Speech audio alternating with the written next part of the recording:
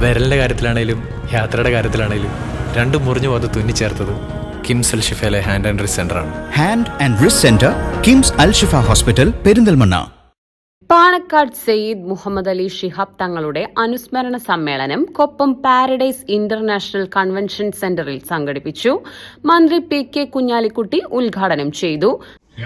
അനുസ്മരിക്കുമ്പോൾ തീർച്ചയായും നമുക്ക് പ്രോത്സാഹനം നൽകുന്നതും നമുക്ക് ഊർജം നൽകുന്നതും ഒക്കെ കഴിഞ്ഞ കാലം ഈ ചരിത്രം തന്നെ.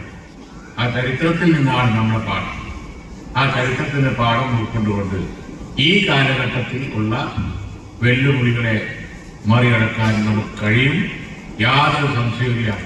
യാത്രകളുടെ പാരമ്പര്യവും അതുപോലെ തന്നെ കുടുംബത്തിന്റെ പാരമ്പര്യവും അതിൻ്റെ ഒക്കെ ആ നേതൃത്വത്തിന്റെ പാരമ്പര്യവും അതിൽ പടുത്തുയർത്തിയ ഇന്ത്യൻ യൂണിയൻ മുസ്ലിം ലീഗ് വളരെ ശക്തമായി തന്നെ എല്ലാ കാലത്തും നിലനിൽക്കും, യാതൊരു സംശയമില്ല എന്ന് ഈ സന്ദർഭത്തിൽ പറയാൻ ഞാൻ ആഗ്രഹിക്കുന്നു. നിയോജക മണ്ഡലം മുസ്ലിം ലീഗ് പ്രസിഡന്റ് ഇ മുസ്തഫ മാസ്റ്റർ അധ്യക്ഷത വഹിച്ചു.